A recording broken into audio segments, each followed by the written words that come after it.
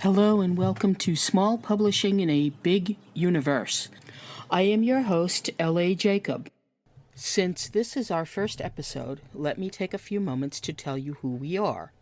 Small Publishing in a Big Universe is a podcast that we've been wanting to do for quite a long time. Our goal is to bring you interviews and discussions about a variety of publishing and writing-related topics. Although it is aimed primarily at independent authors and small publishers, we think that many readers may also enjoy the insights into, as one of our colleagues put it, how the sausage is made.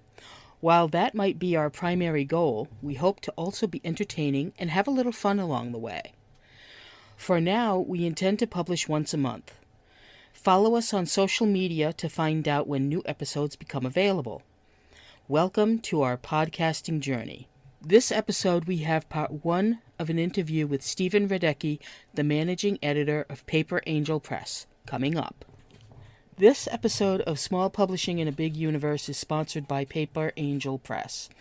Paper Angel Press publishes general fiction and mysteries under their own name, with 2 additional imprints: Water Dragon Publishing for science fiction and fantasy, and Unruly Voices for nonfiction and poetry. Watch for these books coming soon from Paper Angel Press to online booksellers near you within the next few weeks. On August 15th, from their Unruly Voices imprint, comes Artisanal Gibberish 2 by Matthew Laguerre, which will present more poetry. Also coming in August is the latest story in the Dragon Gems short fiction program, The Alchemist's Daughter by Paul S. Moore, a tale about a king, a troubadour, and a fine lady. Seeker, a high fantasy novel which is book 1 of the Unwoven Tapestry series by Morgan Chalut, is slated to come out from Water Dragon Publishing in September. And it's audiobook August. Sign up for their mailing list at waterdragonpublishing.com/free audiobook and register for a chance for a free audiobook of your choice from any of their imprints. Right now, here's some more information about creating your own Dragon Gems. Hello, authors. Do you have a science fiction or fantasy short story under 10,000 words in your drawer of unpublished work and you don't know what to do with it? You can submit it to Water Dragon Publishing's short story program, Dragon Gems. To view the current Dragon Gems, go to waterdragonpublishing, all one word, .com/dragongems. You'll find high-quality, well-produced short stories, and if you have a fantasy or science fiction short story, they will be happy to take a look at it. For more information, go to waterdragonpublishing.com/submissions.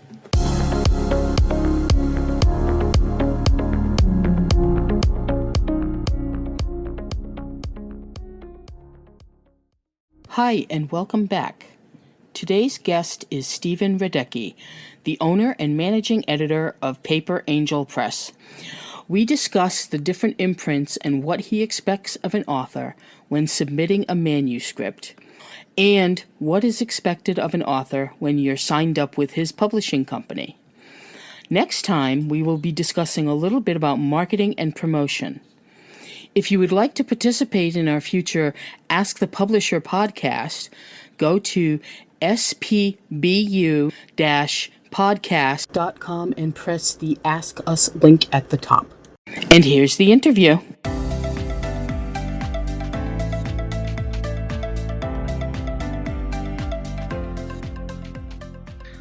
Hi, and here is Steven Radecki, owner and managing editor of Paper Angel Press. Welcome, Steven. Thank you for having me. So the first question that I have is, what are the different imprints with Paper Angel Press, and why did you create them? So right now we have 3 imprints. We have Paper Angel Press, which is kind of also the parent company. I'll call it the main imprint for lack of a better term, because we haven't yet come up with a clever name for it.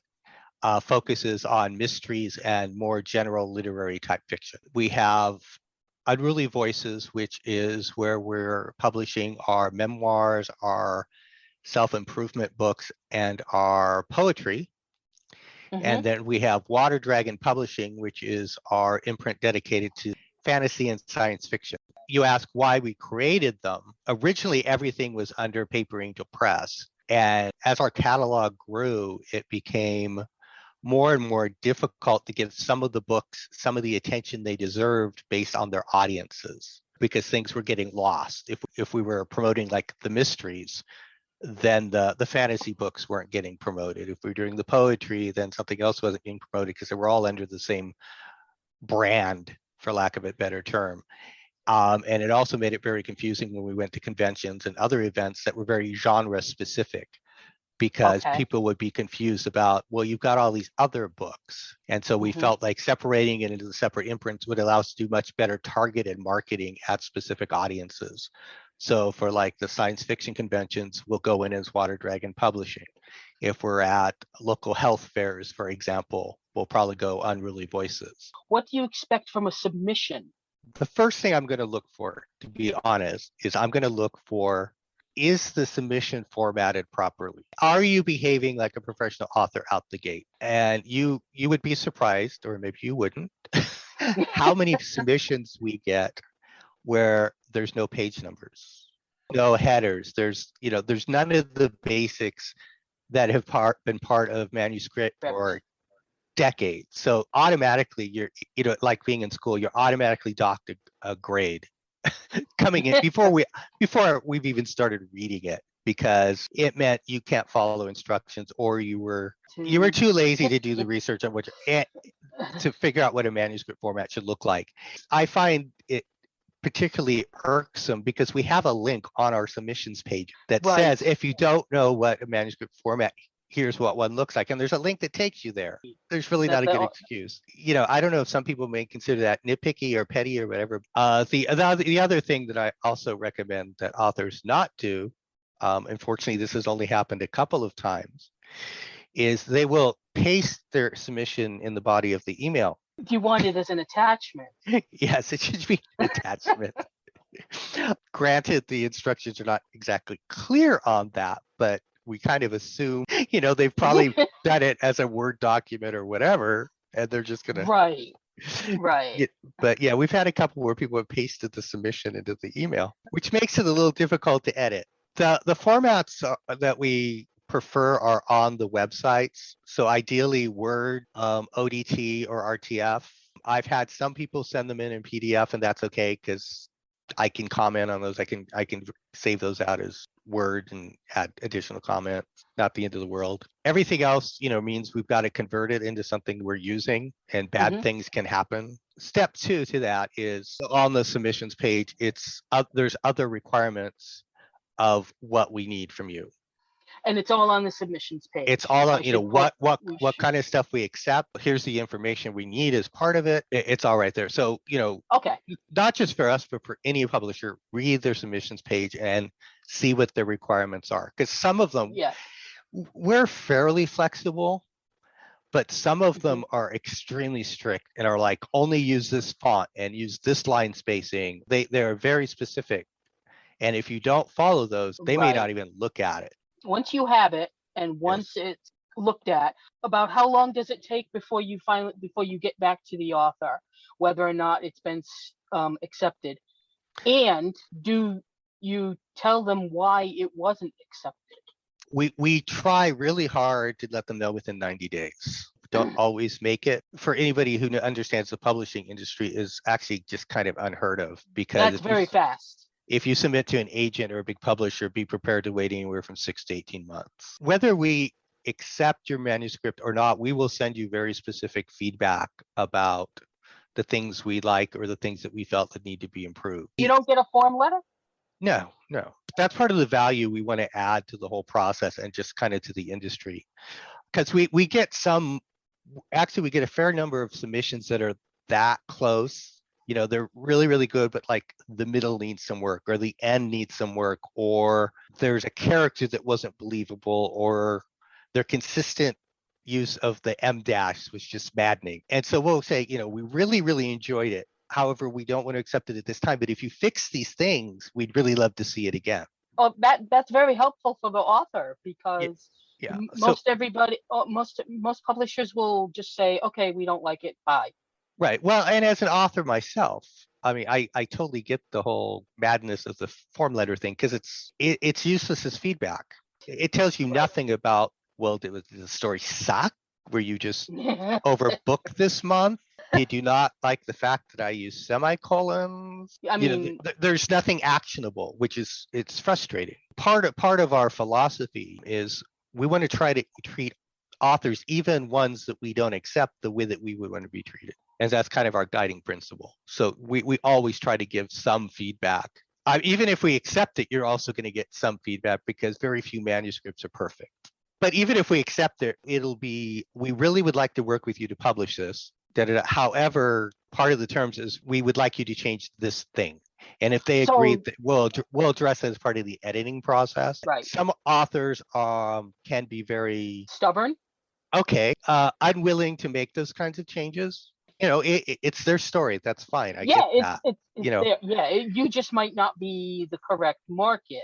The next question is, what do you expect from an author when you sign them on? oh, when I sign them on, what I expect from an author is we really look at our publishing experience as a collaborative effort between us and the author. Our authors, you know, we give them a lot of input and opportunity to participate in how we craft the messaging of their book, what the tagline is going to be, what the different versions of the summaries are going to be. We allow them to have input into the cover design. We try to support them if they have local events that they want to go to and participate in, because we're located out of Northern California and we can't be everywhere. So if somebody has a local event in, you know, Rhode Island or Hmm. or Kansas or whatever, you know, we have a set of materials that we can provide for them. So if they're kind of going it alone, you know, it isn't Okay, like they're having to bear the whole the entire burden. their entire burden of cost. So we can have items, promotional items shipped to them and produced for them. And what we do when we develop a book is we put together what I call the press kit. But what it is, it's a collection of promotional items that the author can use to help promote their books. For example, we do business cards that have the book cover and then the URL and the summary on the back. We do those instead of bookmarks because we found, one, they're a lot less expensive to produce than bookmarks, and they're also easier for authors to just carry around than bookmarks because they fit in your pocket and they fit in the standard business card case or the business card holders or whatever. And we also do postcards, we do social media banners, and several other things that we provide as part of the, okay, author, here's your book, here's a bunch of stuff that you can post on your social media or send out to readers or whatever. So we Hmm. try to, we have all that ready before the book is launched so that they can start the process. The other thing is, as they're promoting their book, we also expect them to also help us promote our other books and our press. So if they see that, we're promoting this book, on social media, we would like them to like and share that. Or if we have some particular announcement, we would like to like and share that as well. Because their followers and their friends or whatever may be also interested in some of the other stuff that we have, but they need to Yes. know about that it's there. Thanks again to Steven Radecki for participating in our interview. Stay tuned for next time when we will be talking about marketing and promotion. Matthew Laguerre, the person to blame for artisanal gibberish here. In case you can't get enough artisanal gibberish, there's more on the way. Artisanal Gibberish 2 will be available August 15th with yet more mad poetry, just don't think about it too much. You can get both Artisanal Gibberish 1 and Artisanal Gibberish 2 Yet More Gibberish in trade paperback or digital editions from Amazon, Barnes & Noble, Kobo, Smashwords, or other online booksellers, or you can support your local independent bookstores by ordering it through bookshop.org or indiebound.org. For more information, visit unrulyvoices.com/artisanal-gibberish. See, told you I could do this in 30 seconds. Ha! Thanks again to our guest. We plan on publishing new episodes every second Wednesday of the month. Watch for new episodes around that time. Music is provided by Melody Loops. If you want to know more about small publishing in a big universe, visit our website at spbu-podcast.com. Tweet us at spbu-podcast and like us on Facebook at spbu-podcast. This podcast was recorded and edited by yours truly, L.A. Jacob. This month's episode was sponsored by Paper Angel Press and its imprints Water Dragon Publishing and Unruly Voices. Thanks for listening and talk to you soon.